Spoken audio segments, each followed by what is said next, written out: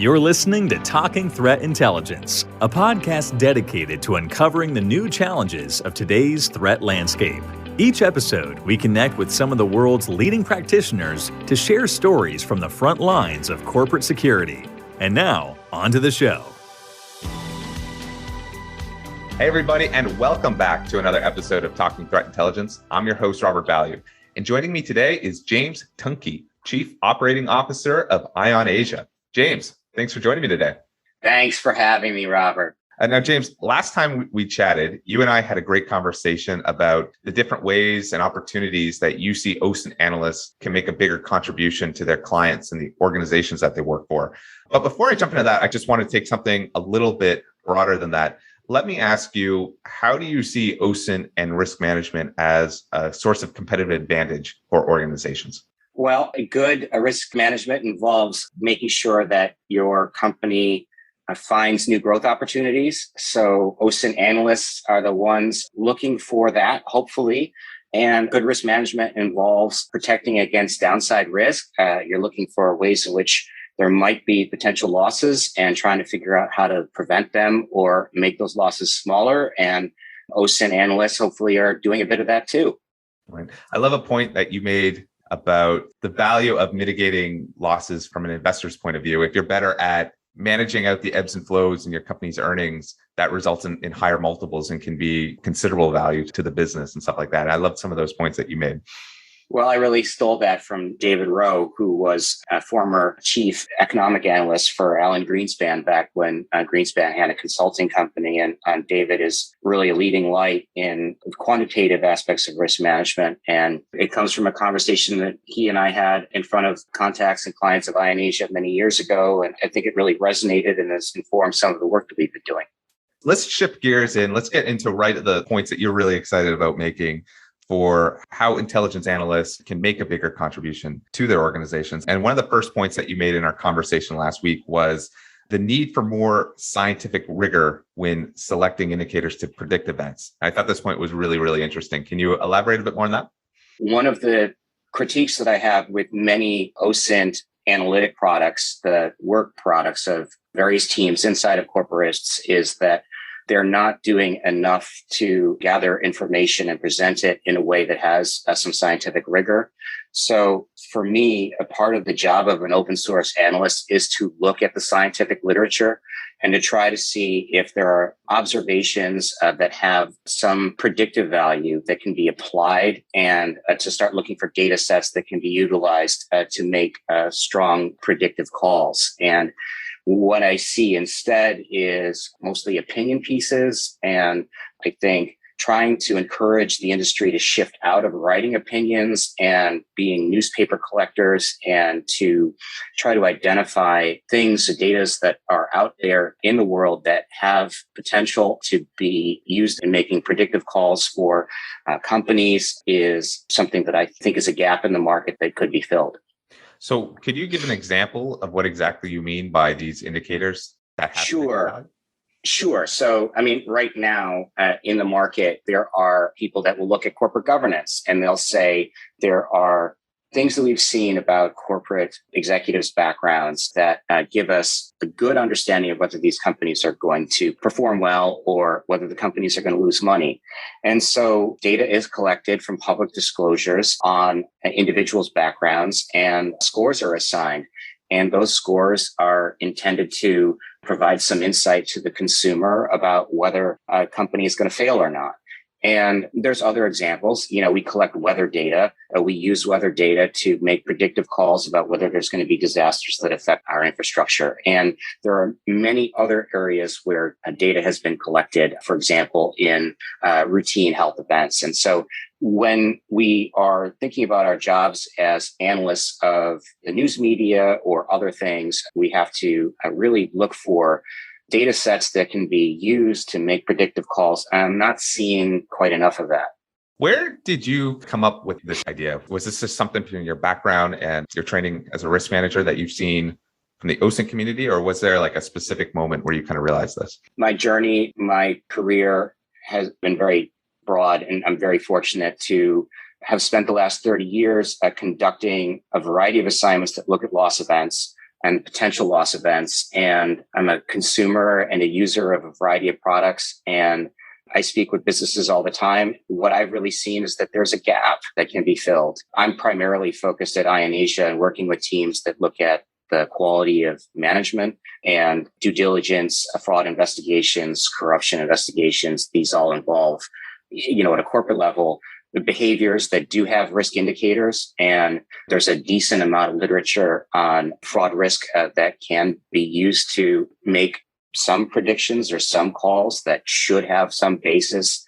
And so that's where I spend a bit of my time, but more broadly, I've been very fortunate to know quite a number of experts, and they've been very helpful to me over the years. So to make sure I kind of got this right, that I understand what you're saying here. So kind of the type of analysis that you probably would shake your head at a little bit might be, I'm watching all these things kind of coming in and I'm looking at some newspaper clips or something and putting this together and I'm making that prediction. Whereas you might say, okay, here's a handful of indicators where you've looked at the correlation between this indicator and predicting events in the past, and then applying that to making future predictions going forward. Does that sound right? Am I getting that right? Well, let's take the big calls of the day, right? So the big calls of the day might be active shooter, for example. So let's ask ourselves, is there anything that we can rigorously use to predict whether somebody is going to become an active shooter? I've seen some of the data. I don't think enough has been done to apply some of the studies' results to being more predictive and to bake those predictions into a firm-specific analysis. Let's take another example. Contingency planning and evacuation planning. What are adequate triggers for any corporation that's thinking about lessons learned from the Ukraine? How do we do a better job of predicting when we need to move teams out?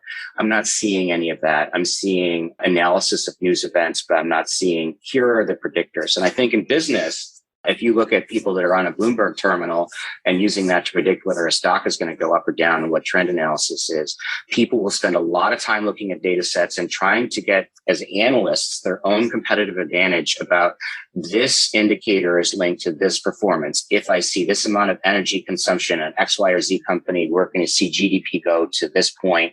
And people are, I think, making a good amount of money in the financial markets by analyzing open source data. And I'm not seeing a lot of people in the classic corporate OSINT analysis and Intel analysis teams approach their jobs in the same way. And I think that they could.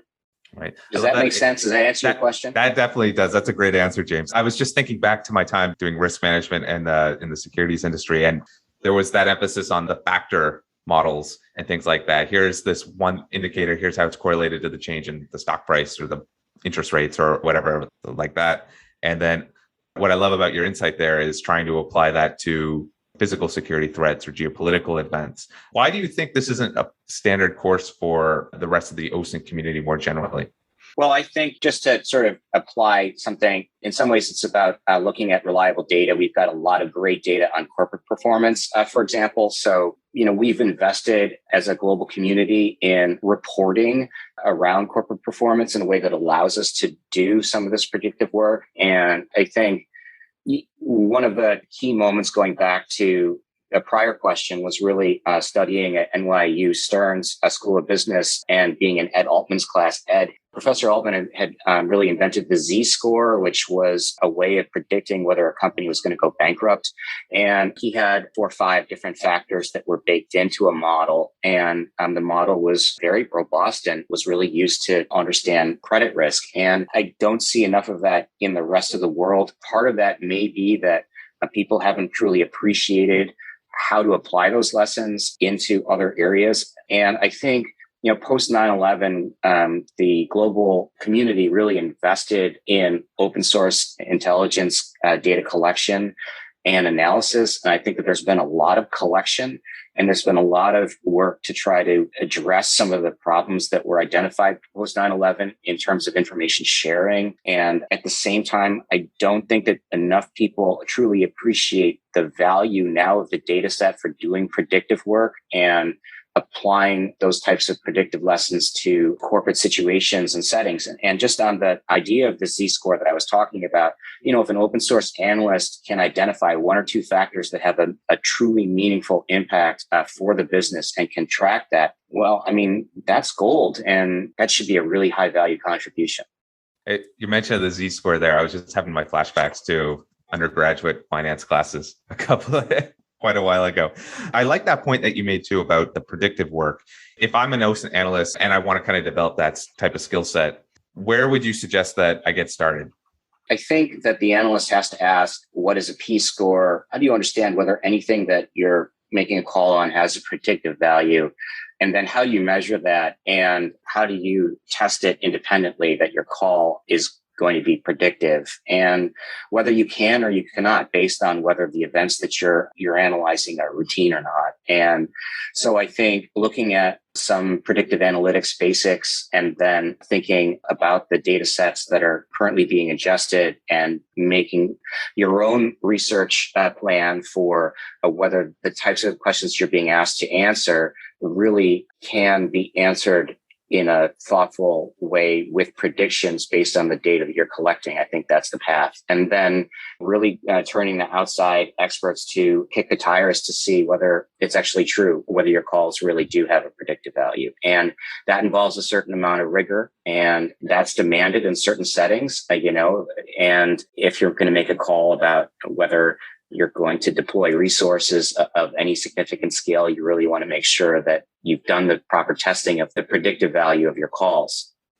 Sounds like, too, if I was the manager of an intelligence team inside of a company, bringing someone with that kind of background would be an outstanding addition to a team, like either insurance or risk management from the financial side, where they kind of have more of that mentality, would be an outstanding addition to an established team. It's a very good point. And to build on that, the traditional OSINT analyst function is separated from the risk management function inside of corporates. And the people that are thinking about risk, and it might be responsible for insurance, they might be responsible for hedges. On the currency side, they might be thinking about currency risk inside of corporates. They might be in corporate finance. And these are functions that really should be reached out to try to see, is there expertise in-house, and what indicators are they using, and what are the types of risks that are material to the business? And, I'm an advocate for that type of conversation.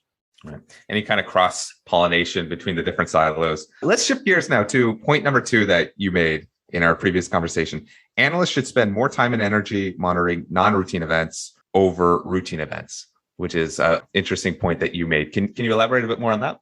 Yes, I think to weave the prior answer in with this, once you understand what can be predicted that's high value from within your data set, you should also understand what cannot be predicted. And then you could start asking questions about, are there non-routine events that we still must pay attention to that could be high impact, either positive or negative? And then how should we think about what those indicators might be? And, at some point, that's where the judgment calls start coming in, where you can start to say, look, we can't predict this type of event, but we're seeing it emerge. And these are the types of indicators we're really looking for because they will have an X or Y material impact. And here's what we're prepared to do about it. And so then you spend a lot of time thinking about, well, what should the business do in the event of something non-routine occurring that we cannot predict? And how do we alert people? What do they care about? And what is going to be high value as the event emerges? And that can be high value to the upside for the business or high value to the downside. You have to think about both sides. Can you give an example of what you mean by like a non-routine event? And I'm curious now from the upside and the downside. Let's just take COVID, for example.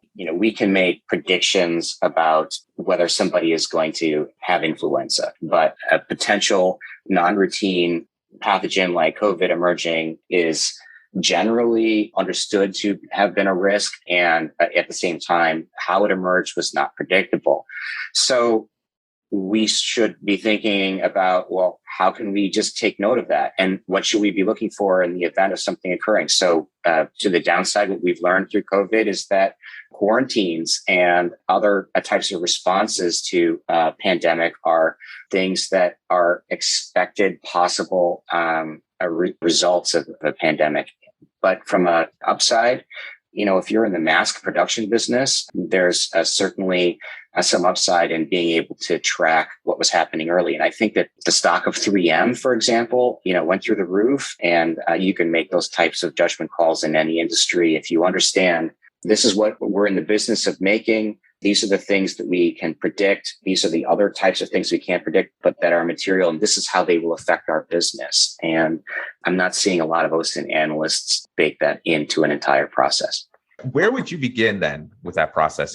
Well, I think that it's about understanding the business itself. What are the factors that can make a business really grow, whether they're geostrategic or industry specific, and really talking to as many stakeholders as possible about what data they're already ingesting, what they think is likely, and then what could be out there that could move the needle, and then start to think about how to look for it. And then when it comes to some of the more day-to-day standard jobs that people are asked to perform inside of security departments, for example, take insider threat or threat analysis, really go into the scientific literature and say, well, is there anything out there, whether it's in the medical literature or in criminology or anything else that would allow me to make a prediction about this event? And then where did the data come from in those studies? What types of data are available to me? Is there other data that I can go out and collect proactively? And then to begin to build based on that understanding a more scientific approach. And so I think that's what I would say would be the early first steps is doing some listening, looking for what's available in my data and looking for scientific literature says is possible to predict. All right, let's transition now to shift gears to point of view number 3. Don't accept too many requirements from too many clients. What did you mean by that? When we spoke last time, I really wanted to drive this point home. I find people in the sort of open source and analytics space want to be helpful, and they want to grow the use of their product by talking to a ton of people and giving them what they want. And when you become extremely good at making judgment calls or predictions in a space, people will ask you, well, can you do a little more? Can this be applied to my situation? And sometimes you can't do more with what you've got because it doesn't have a predictive value, or you shouldn't be including your prediction in that other sort of response because it's going to dilute its value or it's going to shade it. And so my strongest piece of advice to people is to really focus on what calls can they make that have a super high value, and to focus on that to the extent possible, and to push back on being overloaded with requirements. I think that's like the natural tendency, or just to be polite when people are coming with you, and then that's the easiest way to seem like you're adding value is just deliver more reports and talk to more people. But like you said, there is that negative consequence to engaging in that behavior. Well, I don't think it's just that. I think it's also, we live in a world where we're constantly collecting additional sources of data, and we have so many data streams available to us now versus 20 years ago. The tools can do a lot, and we're not being selective enough with our focus. And so as a provider, I-OnAsia is very focused on management quality, management teams, and how management teams impact a corporate performance. And we're really good at that.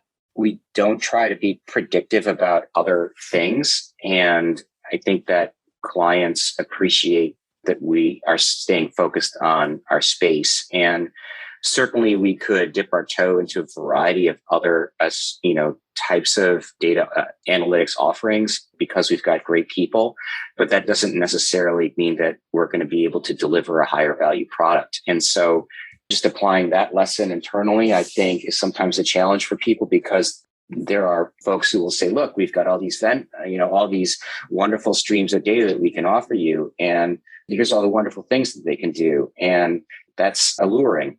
Kind of like business 101. And you have to think about that when you're managing your career. You see like all these companies that were these big conglomerates that are all splitting up right now because you try to do all things to all people and you're not really doing any of them well. And so what are they doing? They're all splitting off into different things or spinning off stuff to be more focused on their unique selling proposition. It's the same thing that we have to do as analysts or as any kind of professional in our field. We can't be everything to everyone because then we're really nothing to nobody.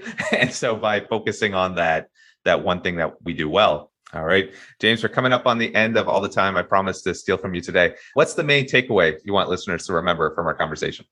I hope that listeners will remember that I'm around and they can come to me if they've got questions for how to fine-tune their analytic work. And I hope that people will remember our firm, I-OnAsia, if they've got questions about management teams and management quality. We're doing a lot of work that assess teams, and that's due diligence classically, but it's also other types of analysis. And we spend a great amount of time helping clients avoid bad teams. So that's our expertise. And I hope folks will look me up on LinkedIn and find us on our website. Thank you so much. All right, James, thanks for being on the show. Thanks, Robert. Really appreciate it. Again, that was James Tunkey, Chief Operating Officer at I-OnAsia. Thanks again for listening to Talking Threat Intelligence. Never miss an episode by subscribing to the show at all the normal places where you listen to these podcasts. And if you'd like more insights on building a successful threat intelligence program, check out our resource page at liferafinc.com/blog. That's liferafinc.com/blog. See you next time.